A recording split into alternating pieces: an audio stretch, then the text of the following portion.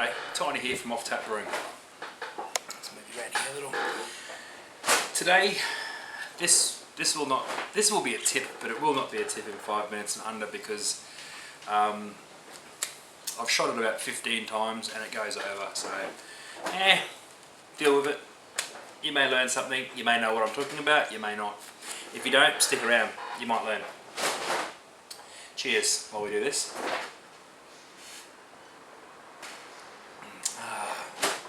Okay. First point, rather important. Calibrate your fermentation vessel.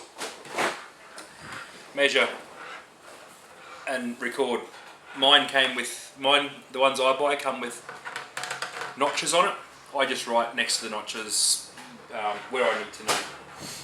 That's important.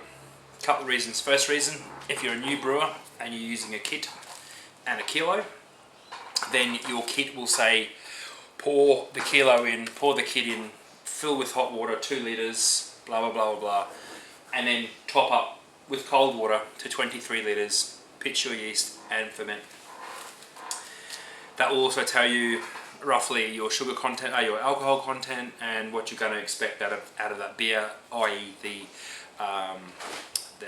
recipe flavours and all that sort of stuff, and how they want you to perceive their beer. Okay, the other reason is for bulk priming, which is today's point topic. There are a few ways of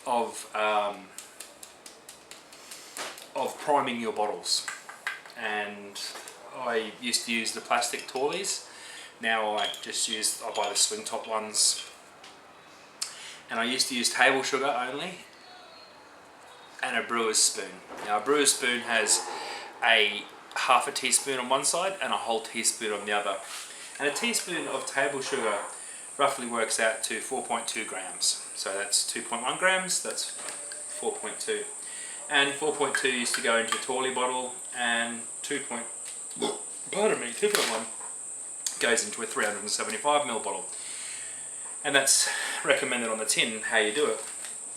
But what if you don't have enough 375ml bottles, or your bottles are 330ml bottles, or 280 or 680 Torleys, or you've just got a stack of these laying around and a beer that needs to be pulled off and bottled?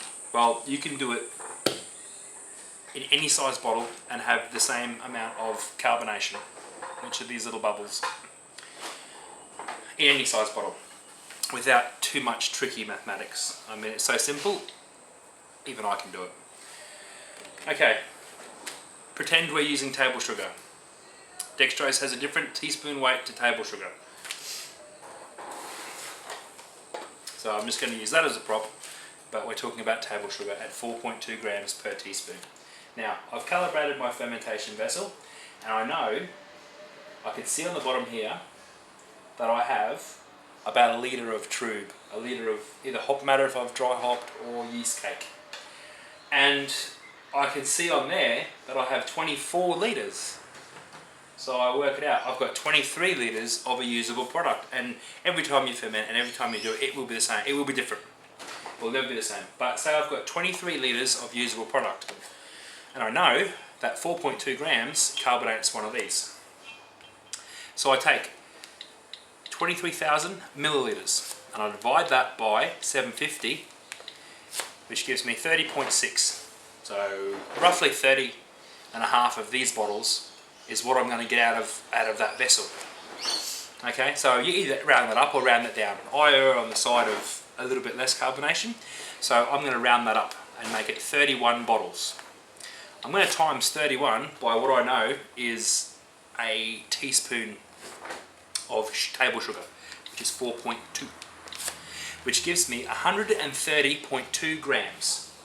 I then take my handy dandy scales, I put my container on there, I turn it on, I tear it off, I pour 130 grams of sugar into there,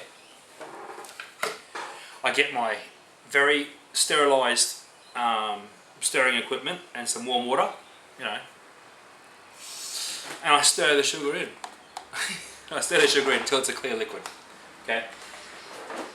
And then I crack the top off my FV, and I gently pour that mix of water and sugar into the FV. I then take the end of my brewer's spoon, the big spoon, which is sanitized, and I gently